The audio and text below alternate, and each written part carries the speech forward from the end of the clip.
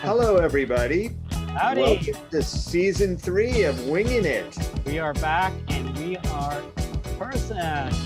Yes, our first in-person on-site visit in over a year. Who are we going to be seeing today? We're kicking off this season 3 with Al RUNT, who's also been known as RUNT.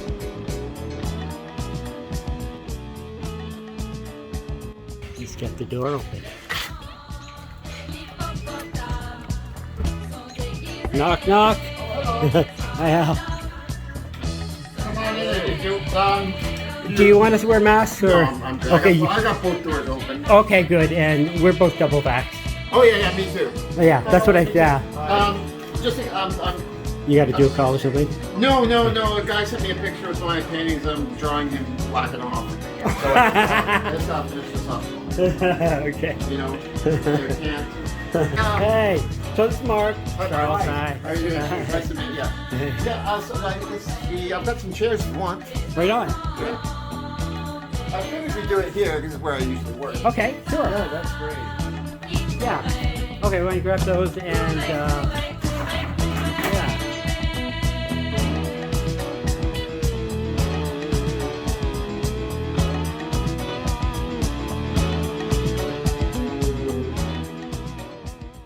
Yeah, well, we are so excited to see some of your smaller scale stuff. Well, that's one there. Exactly. Well, yeah, it's commissions, right? So like, this is my wall of commissions right now. So you're. This is your to-do list. Can I Yeah, video? that's more. That's Can I more. videotape that? It's Yeah. not going to show details Yeah, anyway. So you've got a whole list of work and.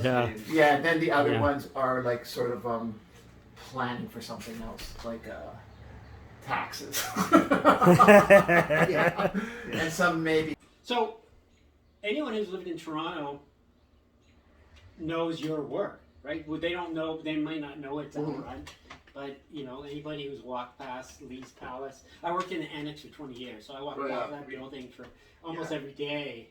So people know your work. It's part of the Toronto iconography. It's culture. Part of the culture, Yeah. the landscape. Glad to be part of it. Yeah. That must So be- how did that happen? must How be did an that come to amazing be? feeling. Pardon? That must be an amazing feeling to have your works being so integral to the city.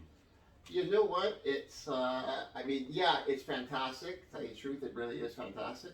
But I try not to think about it too much. Yeah, you But it's really just. It's like. Otherwise, it's, head you know, grows. No, I still have to pay my bills, and I still want to find new work and new stuff to do, and like if you notice down here, other than the piece you asked me to bring down, I don't have any of my artwork down Yeah, here. right. do you when you walk past Lee's or some other spot where you have a mural, do you ever what are your thoughts? Do you feel anything? Do you think, oh my god, that looks awesome, or oh, I really wish I get did down that on a my little goddamn differently? knees. No. No. I mean, I'll tell you the truth. There's some murals. I always see room for improvement. I can do a mural, and it may have a sketch I did from 25 years ago, or a sketch I did from 4 hours They ago. have certain characters too that. But and also, I think like not everything you do works at that time. Sure. So you just keep it like this here, this picture over here. Right. Yeah. This is like one of my standard creature poses. But this guy, I just got from a picture of the internet of some creature dog biting someone's hand. Yeah. And I just stuck out my head. I like, that's sort of cool. I like the idea of the bite the hand that feeds you. And so that came about. That was just maybe like a week and a half So ago. you just keep adding new things into Yeah. your iconography and your. Yeah. I mean, there's even the one back there. I remember looking. I was going through old pictures like 2 years ago when I was doing this. I was going through old pictures of when we were in London, England, and the one in the background there is one of the loosely based on one of the buildings that we saw. Mm-hmm. So, also, I do it this way for the main reason because I'm lazy and I hate doodling. I hate pre-planning.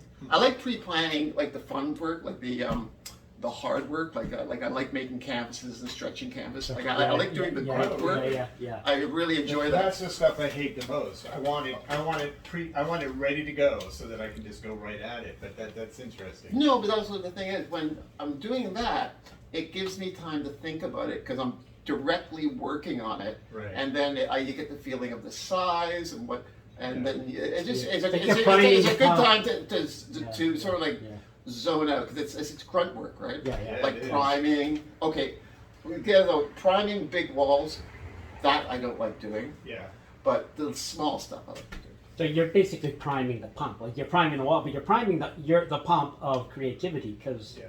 Or something. Getting your energy to build. Or it's avoiding the inevitable. I have a theory about that. I call it the slingshot effect. So you're coming close to a project, and instead of doing it, you're sort of pulling back, tensions building, and when you do let go, you have velocity. Well, that's true, but also I think that sometimes if you wait, you get the right time. Like sometimes if you wait, when you finally get the moment to do it, that moment that you create something would not have been the same moment you did a week or two ago. Yeah. And I love having the pressure. Yeah. Like having the, it's got to be done. Yeah. And then you get in the zone, right? Like the worst thing, when people do commissions, or people have me do a commission for you, the worst thing they can ever do to me is say, take your time. Because I literally will take my time. I have like someone that's on the waiting list who's been waiting 2 years. There's no rush, right? No rush. I take it literally. So you work best under the pressure of a deadline. Oh yeah, I do. That's when I you do. are. Because when I don't have any deadlines, I'll just watch TV, go for a bike ride. Okay. Like as I said, I hate doodling. I'm not like one of these guys. Yeah. It always has to be for something. Yeah. Otherwise, I just won't. So most of your work, if not all, is commission based. You're saying. Yeah. Do you ever work for I have an idea and I just want to create a painting? Or Sometimes. Yeah. Sometimes. Also, I'll use that in the commission piece because most people give me a bit of a free leeway, and like some people will have one person that he's coming to pick it up. He's a musician. So I made it very musical based. Like there's actually a little band. There's drums, guitars, all sorts of stuff. So I try and use that, but. But also when people are hiring this, I figure that they're familiar with my work and how it works. So you still have carte blanche in many Yeah, ways. Honestly, the things I get sometimes that's weird is they want like no dicks or tits, which I don't do that much. But you draw 5 dicks in a painting. People just think you draw all of them. That's right.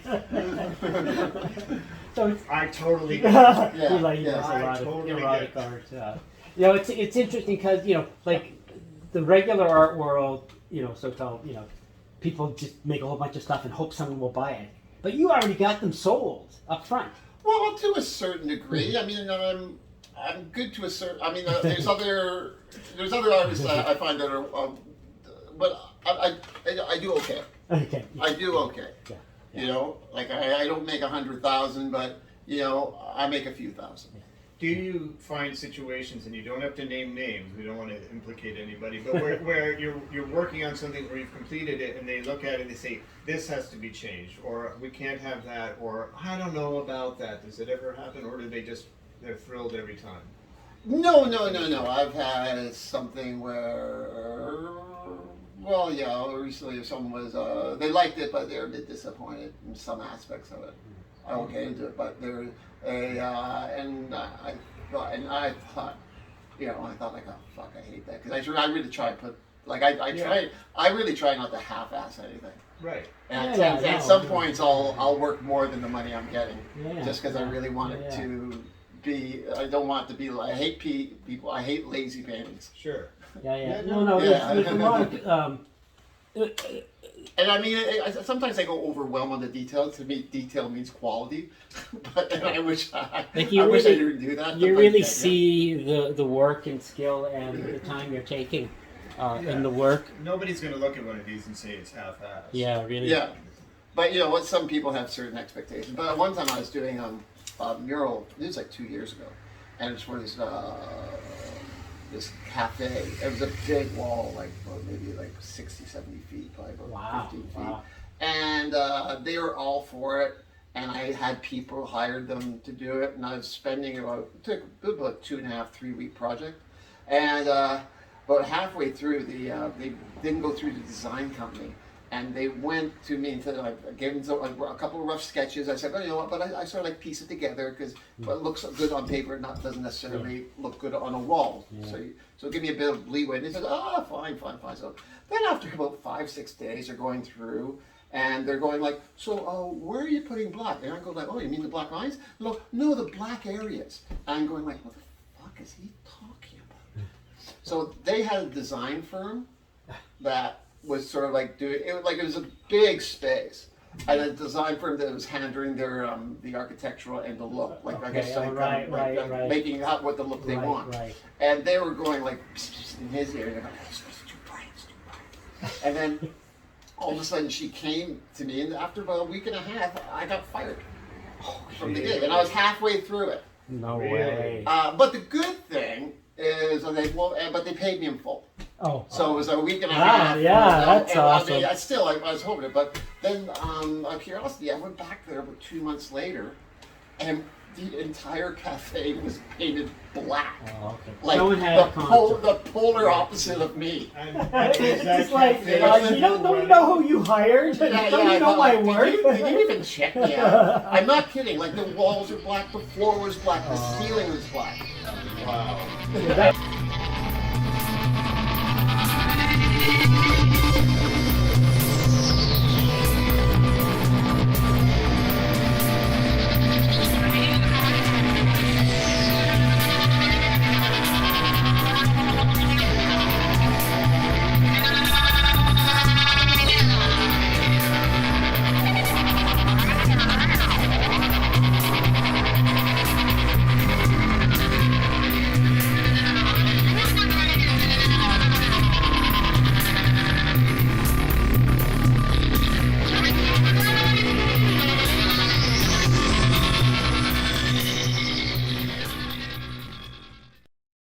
People who've lived in Toronto for 30 years, I just remember there was this guy RUNT. Yeah. And you did Big Bang and didn't know anything about you. And how did that even, how did you get into doing that? Yeah, into how did you get into doing How did you get, how did you...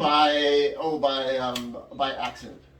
I was doing, when I was growing up in the 80s, I was already in my 20s. Yeah. But I was living on Queen Street East. Yeah. Queen Street West. Yeah. And so I was hanging around, just drinking, doing stuff, and I started doing some signs for some reused clothing stores, and just doing paintings and just whatever. And then I started just getting that, and I worked for, I think when I was 21, I worked at Nelvana. Okay. As a for a little bit. And then I just started just doodling and copying. That's the only time I doodled. I had to build my craft. I literally started copying how to draw. I didn't go to school for it, but I literally got how to draw cartoon books and started copying that. Yeah. And so I just started doing that and doing pictures, and then people started liking it. Then I started showing it in record stores. Sure. And so I started doing, and then the Bamboo Club, the old Bamboo, was there? Yeah, there's a guy who had a side restaurant beside the Bamboo, is where he had just sold knickknacks and candy bars and cigarettes. And he had, and he said, oh, why don't you have a show here? And so I had a show there, and this is when the Bamboo was really starting to kick in, around '85. And then they were going to do a festival in the parking lot that's now a condo.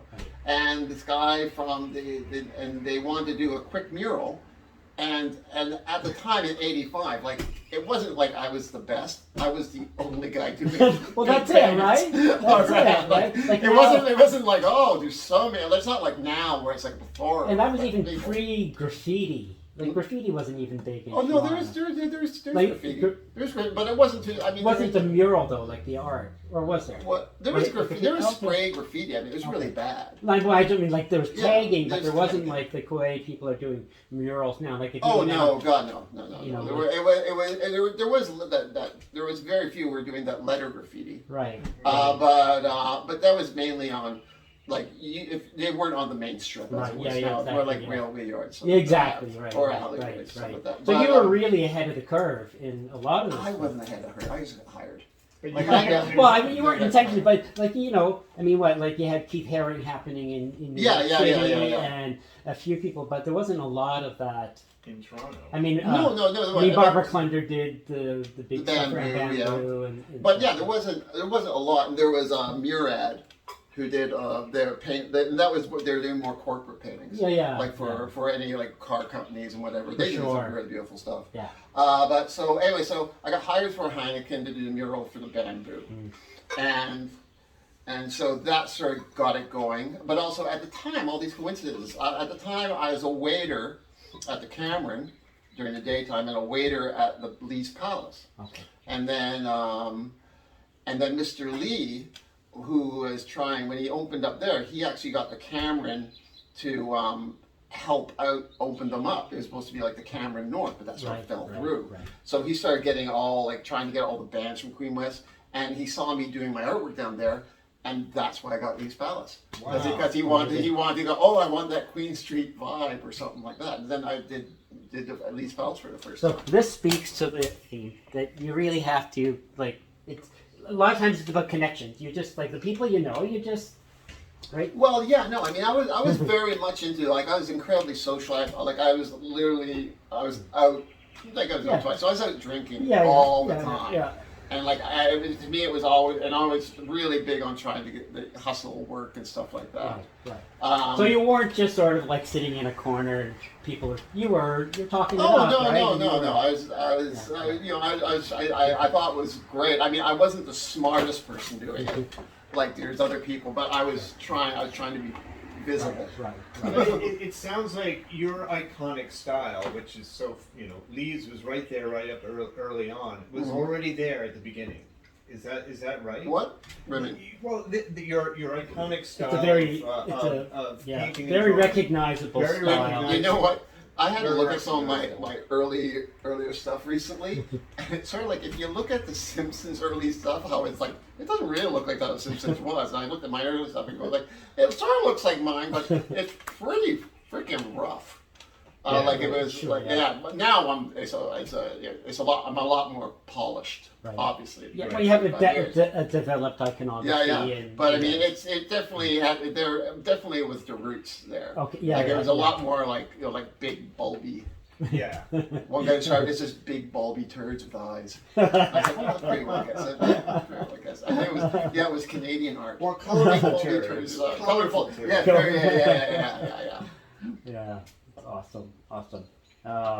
What about like books? Do you like do illustration like book? I will do, if someone hires me, I'll Yeah. do it. You'll do whatever people. Yeah. Yeah, I'm not. I mean, I would love to do more. Like I just did a single for this band called the Beat Club, and I did a beer can for the Salter Street Breweries. Right. I have a skateboard coming out from this company called Blue Line or Blue Tile. I love doing. I love doing stuff like that. Yeah. But to do it for myself, I'm just can't be bothered. Right. No, of course. Yeah. Let other people carry the ball. Yeah. That's like Yeah. put it together, organize it. Just Mhm. send me the art. Yeah, send me there. So yeah, I mean, I just like also this guy up there. I might be doing some band. I don't know if hopefully it'll come through. It's doing a sweat top or a Okay. hoodie. Oh yeah. But we'll see about that. But yeah, I mean, I love the idea of working. I mean, like I just turned, like I'll be turning 61 in about 5 weeks. But I have no inclination of slowing. In fact, I'm actually, I want to do more. Do you ever have assistants who do the prep work for you? Sometimes. Yeah. It depends on what the time and the budget. I guess it's stuff a like big, that. big project, right? Yeah, Right. and also some if it's like I'm doing one now on Kipling for Rancho Relaxo, and I'm bringing in I'm bringing in my stepdaughter. Right. Keep it in the family. Right. Part of the bigger thing I did was the bamboo wall, because that went the entire block from from Queen to Soho. Right. And that was huge. I did that 3 times over the course of 5 years. Wow, eh? And each one it got more complicated. Like in the first one I did, it was for Heineken, and it had to be done. I got hired on the Tuesday, and had to be done by the Friday. Wow. So, and that was about maybe, I don't know, about 70, 80 feet. And Oh my God. and so yeah, so I hired all my arty friends with it to do it with me, and it was really simple. Like I looked at pictures of it now. It's not even a colored background; it's just a black background with individual characters. Right. behind it. Yeah. But then the next time I did the whole wall, and then it was multicolored, and it took a lot longer. Right. And then I did have assistants on that one too. But I would just yell colors from the bar across the street. That was see pretty that. great. That was pretty great. Whoa! Well, those were exciting times for Queen West, weren't they? Just the late '80s. Well, no, but also it's a same thing. But also, I was in my mid-20s. So when you're mid-20s, I'm just a year younger than you, so I remember. So right? mid-20s is like You're full. I'm just a old chunk of coal. Yeah, full of piss and vinegar and excited man. and Oh, my God. full of enthusiasm, and you just want to do it. Yeah. Drank too much, smoked too much. Saw lots of great bands. Saw lots of great bands. Forgot lots of great bands. Saw people that were like just beginning, and then before they rose up to stardom. No, So absolutely. it was a great time. I always appreciate it. And also I saw when you're that age, you saw a different Toronto.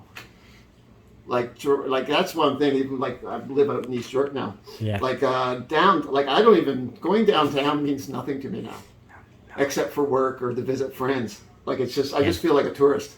Yeah. But it was exciting, right? Like I was at OCAD, and probably 4 nights a week I was out on Queen Street or somewhere, right? It was easy. It was easy. I mean, like was fun. that was when if you go up to Eglinton, you go like, you went to Eglinton? Nosebleed? You get a nosebleed? Even out here, I mean, I know when I started out, I was downtown, and then we moved out here eventually around 2000. And the idea of coming out to the east end of Toronto, I bet no one visited you. Across the bridge. Yeah. Oh my God, going across the Great Divide. Eventually, people did, but it was a weird feeling. Yeah, No. because I never came out here. I thought Coxwell. What is there? Yeah, well, when I moved out here, like I don't know, when I moved here in 2000, it was like cowboy country out here, man. There was like hookers, drugs. It was fabulous. It was like all you had to do for entertainment. The Wild East. All you had to do for entertainment was just go out, Right. and then it would happen. Yes. Like there was an amazing African club down the street where I would be the minority. Yeah. And it was crazy. Yeah. Wildest karaoke I've ever seen. Yeah. Wildest karaoke I've ever seen. Yeah. And then at times, like the cops, I remember one summer, like at 1 o'clock in the morning or 2 o'clock in the morning, the cops would line up in a row and just show their head beams going slowly down the street at 2 o'clock in the morning, just to tell people to go home. It was like, wow. It's a And then, it's like and then someone I knew who was like a local drug dealer, I hadn't seen him for a week, and I found in the paper his body got cut up and put in a shopping cart and left down in a parking lot down in by apartment buildings on Dawes Road. Yeah. It was great. Yeah.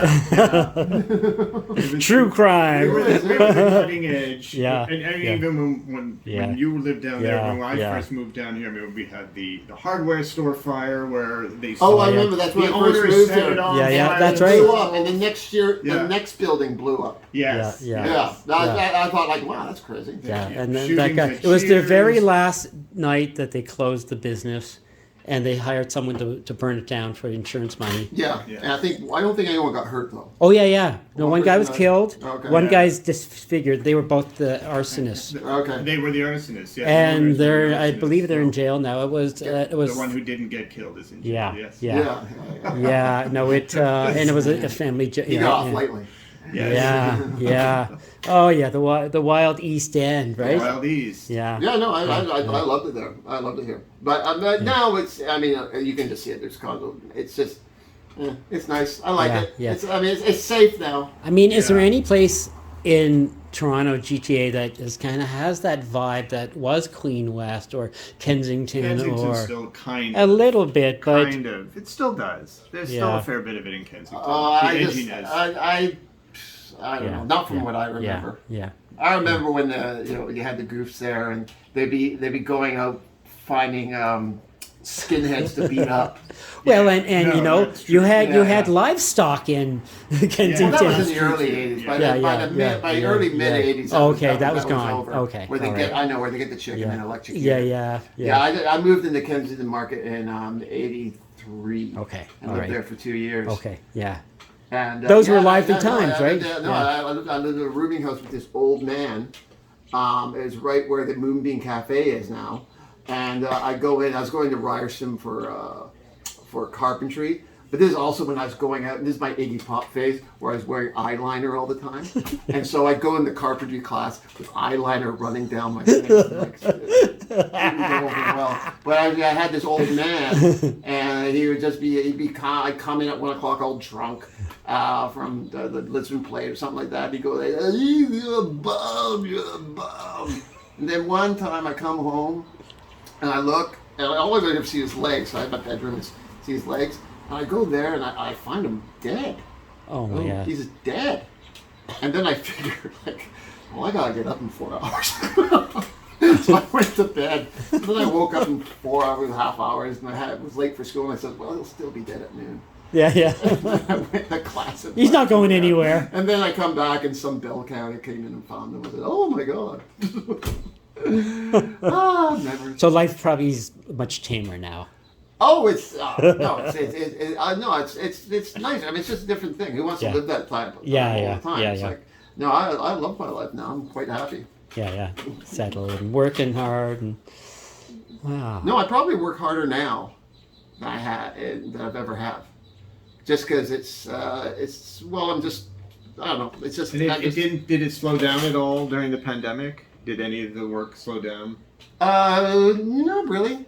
Not really. Because you're working alone most of the time I mean, anyway, right? I mean, it slowed down considerably because I lost a bunch of murals jobs and a few commissions, like from people who said, "Well, we just lost our job," and I said, "No, don't okay, worry, but okay, yeah, nothing you can do about that." But luckily, I was working for this company doing props and sets.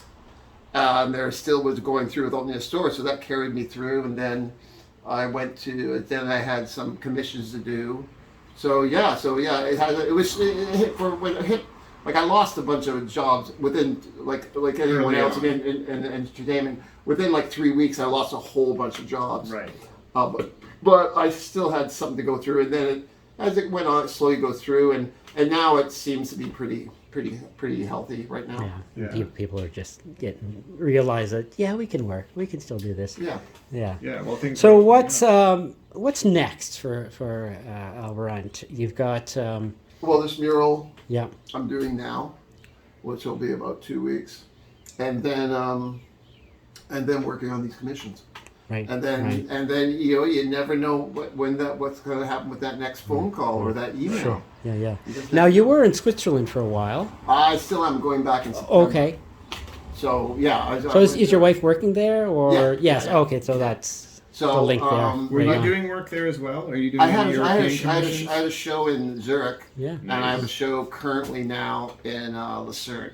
Nice. So so I'm doing stuff there. But I mean, then when I had a show in Zurich, it was like I couldn't really get any people because the whole city was under Oh, lockdown. that's right. yeah. So, but I did it mainly so I could maybe meet some Sure, local artists, Yeah. and Yeah. so that was the main idea for that. Yeah. Yeah. But yeah, no, just continuing on. Just more Stuff. Yeah, Just more yeah. stuff. That's awesome. More stuff. I mean, I'd like to get. I've been meaning to try and get a website up, but that's me procrastinating. Yeah. When you're It's a lot of working on work. something like this, I mean, it's a kind of a maximalist approach. Do you ever get exhausted? Do you ever go, I can't fill this whole space with all of these creatures, with all of these characters? Well, there's a point where it seems overwhelming, Mm-hmm. but then I just don't look at the whole thing. Just focus on what you can do at the moment, Yeah. and don't think of the big picture, because you'll just end up you'll have too many choices.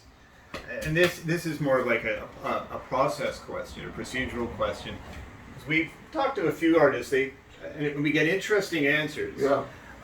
Do you work from left to right, outside in? Do you start at any particular point in a work, or do you have a specific? Do you do the same thing each time, left to right, for example? This is somebody's example. We were Or do talking you- to Yeah. Gary Evans, for example. Right. He said he always started in the exact same spot and Yes. then moved across. Yeah. Yes, exactly. And then he said that John Hartman always worked from the top down. Yes. No, usually I go look, and then I try and find a creature or building or something, and I find some point in the picture where I think it'll work, and then I build around that. Build around that. Interesting. Yeah. So it's more of just my whole thing is trying to make the thing look even, Right. and it's all like I hopefully I find the pictures all look balanced. There's a good balance to it. Compositional balance. Yeah. Absolutely. Exactly. One of the things I like to ask people is who inspires you? Do you look at other artists, and if you do, who excites you? Oh, I mean, of course, I get it's Dr. Seuss is a great one, but I mean that's no. I think people can look at that, and also Hieronymus Bosch is a big guy, but also a lot of the old '30s cartoons like George Harriman, who did Crazy Cat, Basil Wolverton, who did all the famous Monsters of Filmland covers. Okay, right. Gary Panter is a big one, of course. Gary Robert Panter. Crumb. Right. Current people right now is this guy called Anthony Schofield. He used to have a thing called The Shit Show. He draws a lot of, if you see his stuff downtown, it's a lot of creepy looking skeletons Okay. and stuff, and he usually does it on bell boxes when the city paints over them. But I like his stuff quite a bit. There's this guy I really like called Troy Lovegate. That's really quite good. Cool. There's, So you're always looking at other people's work, and Yeah. oh yeah, yeah. I mean, they're great. So if I hate your work, that means I really like you.